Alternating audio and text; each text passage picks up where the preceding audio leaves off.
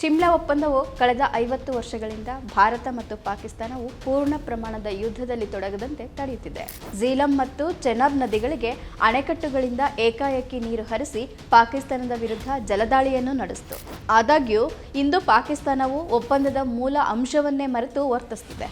ಪದೇ ಪದೇ ಗಡಿಯಲ್ಲಿ ಖ್ಯಾತಿ ತೆಗೆದಿದೆ.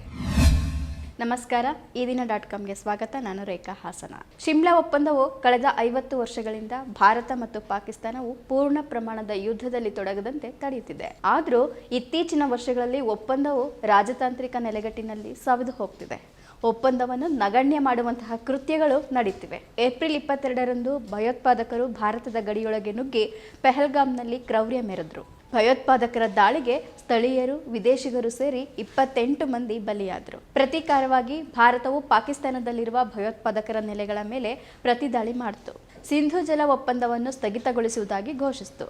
ಝೀಲಂ ಮತ್ತು ಚೆನಾಬ್ ನದಿಗಳಿಗೆ ಅಣೆಕಟ್ಟುಗಳಿಂದ ಏಕಾಏಕಿ ನೀರು ಹರಿಸಿ ಪಾಕಿಸ್ತಾನದ ವಿರುದ್ಧ ಜಲದಾಳಿಯನ್ನು ನಡೆಸಿತು. ಪಾಕಿಸ್ತಾನವು ಗಡಿ ಭಾಗದಲ್ಲಿ ಭಾರತದ ಮೇಲೆ ನಿರಂತರ ದಾಳಿ ನಡೆಸಿದ್ದರಿಂದ ಉಭಯ ರಾಷ್ಟ್ರಗಳ ನಡುವೆ ದಾಳಿ ಪ್ರತಿದಾಳಿಗಳು ನಡೆದಿದ್ದವು.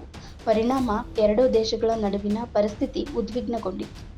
ಇನ್ನೇನು ಈ ಸಂಘರ್ಷ ಯುದ್ಧದ ರೂಪ ಪಡೆದುಕೊಳ್ಳಲಿದೆ ಎನ್ನುವಷ್ಟರಲ್ಲಿ ಅಮೆರಿಕದ ಮಧ್ಯಸ್ಥಿಕೆಯಿಂದ ಎರಡೂ ದೇಶಗಳು ಕದನ ವಿರಾಮ ಘೋಷಿಸಿದ್ದವು. ಆದರೆ ಶನಿವಾರ ತಡರಾತ್ರಿಗೇನೆ ತನ್ನ ಹಳೆ ಚಾಳಿ ಮುಂದುವರೆಸಿದ ಪಾಕ್ ಡ್ರೋನ್ ದಾಳಿ ನಡೆಸಿ ಕದನ ವಿರಾಮವನ್ನು ಉಲ್ಲಂಘಿಸಿತ್ತು.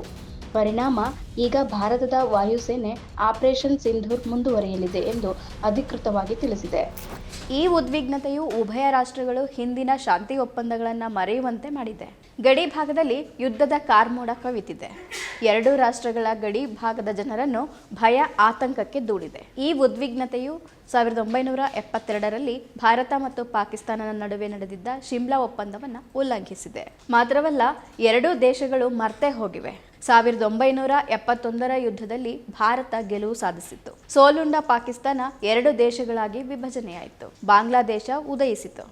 ಈ ಎಲ್ಲ ಬೆಳವಣಿಗೆಗಳ ನಡುವೆ 1972ರಲ್ಲಿ ಹಿಮಾಚಲ ಪ್ರದೇಶದ ಶಿಮ್ಲಾದಲ್ಲಿ ಅಂದಿನ ಭಾರತದ ಪ್ರಧಾನಿ ಇಂದಿರಾ ಗಾಂಧಿ ಮತ್ತು ಪಾಕಿಸ್ತಾನ ಪ್ರಧಾನಿ ಜುಲ್ಫಿಕರ್ ಅಲಿ ಭುಟ್ಟೋ ಅವರು ದ್ವಿಪಕ್ಷೀಯ ಒಪ್ಪಂದಕ್ಕೆ ಸಹಿ ಹಾಕಿದ್ರು. ಈ ಒಪ್ಪಂದವು ಎರಡೂ ರಾಷ್ಟ್ರಗಳು ಎಲ್ಲ ವಿವಾದಗಳನ್ನು, ವಿಶೇಷವಾಗಿ ಕಾಶ್ಮೀರ ಸಮಸ್ಯೆಯನ್ನು ದ್ವಿಪಕ್ಷೀಯ ಮಾತುಕತೆಗಳ ಮೂಲಕ ಪರಿಹರಿಸಿಕೊಳ್ಳಲು ಮತ್ತು ಯಾವುದೇ ರೀತಿಯ ಬಲಪ್ರಯೋಗ ಅಥವಾ ಏಕಪಕ್ಷೀಯ ಕ್ರಮಗಳನ್ನು ಎರಡೂ ರಾಷ್ಟ್ರಗಳು ತೆಗೆದುಕೊಳ್ಳುವುದಿಲ್ಲ ಎಂಬುದನ್ನು ಸ್ಪಷ್ಟವಾಗಿ ಹೇಳಿತ್ತು. ಜೊತೆಗೆ ಜಮ್ಮು ಮತ್ತು ಕಾಶ್ಮೀರದಲ್ಲಿನ ಕದನ ವಿರಾಮ ರೇಖೆಯನ್ನು ಗಡಿ ನಿಯಂತ್ರಣ ರೇಖೆಯಾಗಿ ಪರಿವರ್ತಿಸಿತು. ಯಾವುದೇ ಸಂದರ್ಭದಲ್ಲೂ ಈ ಒಪ್ಪಂದವನ್ನು ಉಲ್ಲಂಘಿಸುವಂತಿಲ್ಲ. ಯಾವುದೇ ರಾಜಕೀಯ ಸಂದರ್ಭದಲ್ಲಿಯೂ ಏಕಪಕ್ಷೀಯವಾಗಿ ಧೋರಣೆ ಅಥವಾ ನಿರ್ಧಾರವನ್ನು ತೆಗೆದುಕೊಳ್ಳುವಂತಿಲ್ಲ. ಎರಡೂ ರಾಷ್ಟ್ರಗಳು ಯಾವುದೇ ಮೂರನೇ ವ್ಯಕ್ತಿಯ ಮಧ್ಯಸ್ಥಿಕೆ ಇಲ್ಲದೆ ದ್ವಿಪಕ್ಷೀಯ ಮಾತುಕತೆಗಳ ಮೂಲಕ ಸಮಸ್ಯೆಯನ್ನು ಪರಿಹರಿಸಿಕೊಳ್ಬೇಕು ಎಂಬುದನ್ನು ಸ್ಪಷ್ಟಪಡಿಸಲಾಗಿತ್ತು. ಆದಾಗ್ಯೂ ಇಂದು ಪಾಕಿಸ್ತಾನವು ಒಪ್ಪಂದದ ಮೂಲ ಅಂಶವನ್ನೇ ಮರೆತು ವರ್ತಿಸುತ್ತಿದೆ. ಪದೇ ಪದೇ ಗಡಿಯಲ್ಲಿ ಖ್ಯಾತಿ ತೆಗೆದಿದೆ. ಪಾಕಿಸ್ತಾನ ಮೂಲದ ಲಷ್ಕರ್ ಎ ತೈಬಾ ನಡೆಸಿದ 2008ರ ಮುಂಬೈ ದಾಳಿಯನ್ನು ಪಾಕಿಸ್ತಾನ ಬೆಂಬಲಿಸಿತು, ಒಪ್ಪಂದವನ್ನು ಉಲ್ಲಂಘಿಸಿತು.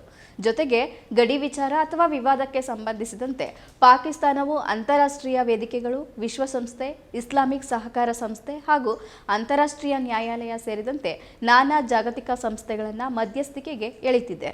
2003 ಮತ್ತು 2021ರ LOC ಕದನ ವಿರಾಮ ಮಾತುಕತೆಗಾಗಿ ಪಾಕಿಸ್ತಾನವು ಮೂರನೇ ವ್ಯಕ್ತಿಗಳನ್ನು ಮಧ್ಯಸ್ಥಿಕೆಗೆ ಕರೆದಿತ್ತು.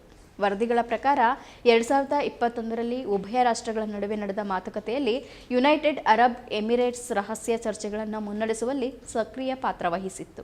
ಶಿಮ್ಲಾ ಒಪ್ಪಂದವು ದ್ವಿಪಕ್ಷೀಯ ಮಾತುಕತೆಗಳನ್ನು ಒತ್ತಿ ಹೇಳಿದ್ರೂ ಪಾಕಿಸ್ತಾನವು ಉದ್ದೇಶಪೂರ್ವಕವಾಗಿಯೇ ಮೂರನೆಯವರನ್ನ ಮಧ್ಯಸ್ಥಿಕೆಗೆ ಎಳೆಯುತ್ತಿದೆ. ದ್ವಿಪಕ್ಷೀಯ ಒಪ್ಪಂದಗಳನ್ನು ಬುಡಮೇಲು ಮಾಡಿ ಮುನ್ನುಗ್ತಿದೆ. ಜೊತೆಗೆ ಶಾಂತಿಯುತ ಮಾತುಕತೆಯನ್ನು ಹಿಂದಕ್ಕೆ ಸರಿಸಿ ದಾಳಿ, ಹಿಂಸಾಚಾರದ ಕೃತ್ಯಗಳನ್ನು ನಡೆಸುತ್ತಿದೆ. ಶಿಮ್ಲಾ ಒಪ್ಪಂದದ ಮತ್ತೊಂದು ಮಹತ್ವದ ಅಂಶವೆಂದರೆ LOCಯನ್ನು ಪರಸ್ಪರ ಗುರುತಿಸಲ್ಪಟ್ಟ ಗಡಿಯಾಗಿ ನಿಗದಿ ಮಾಡಿಕೊಂಡಿರೋದು. ಎರಡೂ ರಾಷ್ಟ್ರಗಳು ಅದನ್ನು ಏಕಪಕ್ಷೀಯವಾಗಿ ಬದಲಾಯಿಸುವುದಿಲ್ಲ ಎಂದು ಪ್ರಮಾಣ ಮಾಡಿವೆ. ಆದರೆ LOCಯನ್ನು ದಾಟಿ ಪಾಕಿಸ್ತಾನ ಭಾರತದೊಳಗೆ ನುಸುಳಲು ಯತ್ನಿಸುತ್ತಿದೆ. LOCಯಲ್ಲಿ ದಾಳಿಗಳನ್ನು ನಡೆಸುತ್ತಿದೆ. ಶಿಮ್ಲಾ ಒಪ್ಪಂದವು ಕಳೆದ 50 ವರ್ಷಗಳಿಂದ ಭಾರತ ಮತ್ತು ಪಾಕಿಸ್ತಾನವು ಪೂರ್ಣ ಪ್ರಮಾಣದ ಯುದ್ಧದಲ್ಲಿ ತೊಡಗದಂತೆ ತಡೆಯುತ್ತಿದೆ. ಆದರೂ ಇತ್ತೀಚಿನ ವರ್ಷಗಳಲ್ಲಿ ಒಪ್ಪಂದವು ರಾಜತಾಂತ್ರಿಕ ನೆಲೆಗಟ್ಟಿನಲ್ಲಿ ಸವೆದು ಹೋಗ್ತಿದೆ. ಒಪ್ಪಂದವನ್ನು ನಗಣ್ಯ ಮಾಡುವಂತಹ ಕೃತ್ಯಗಳು ನಡೆಯುತ್ತಿವೆ. ಈಗ LOCಯಲ್ಲಿ ಶೆಲ್ ಮತ್ತು ಡ್ರೋನ್ ದಾಳಿ ನಡೆಸುವ ಮೂಲಕ ಸಂಘರ್ಷವನ್ನು ಉಲ್ಬಣಗೊಳಿಸುತ್ತಿದೆ. ಸಂಭಾವ್ಯ ಯುದ್ಧಕ್ಕೆ ವೇದಿಕೆ ಸಿದ್ಧಪಡಿಸುತ್ತಿದೆ. ಪರಮಾಣು ಶಸ್ತ್ರಾಸ್ತ್ರಗಳನ್ನು ಹೊಂದಿರುವ ಎರಡು ನೆರೆಹೊರೆಯ ರಾಷ್ಟ್ರಗಳ ನಡುವೆ ಶಾಂತಿಯುತ ಮಾತುಕತೆಯಲ್ಲಿ ಅನಿಶ್ಚಿತತೆ ತುಂಬಿದೆ. ಇತ್ತೀಚಿನ ಬೆಳವಣಿಗೆಗಳು ದ್ವಿಪಕ್ಷೀಯ ಚೌಕಟ್ಟನ್ನು ಸ್ಥಗಿತಗೊಳಿಸಿವೆ. ಎರಡೂ ದೇಶಗಳ ನಡುವಿನ ಅಂತರವನ್ನು ಮತ್ತಷ್ಟು ವಿಸ್ತರಿಸುತ್ತಿದೆ. ದಾಳಿಗಳು ಇನ್ನೂ ಮುಂದುವರಿಯುತ್ತವೆ ಎಂಬುದನ್ನು ಸೂಚಿಸುತ್ತಿದೆ. ಈ ಸಂದರ್ಭದಲ್ಲಿ ಉಭಯ ರಾಷ್ಟ್ರಗಳು ಒಮ್ಮೆ ಶಿಮ್ಲಾ ಒಪ್ಪಂದದತ್ತ ಕಣ್ಣು ಹಾಯಿಸುವ ತುರ್ತು ಅಗತ್ಯವಿದೆ. ನಮಸ್ಕಾರ.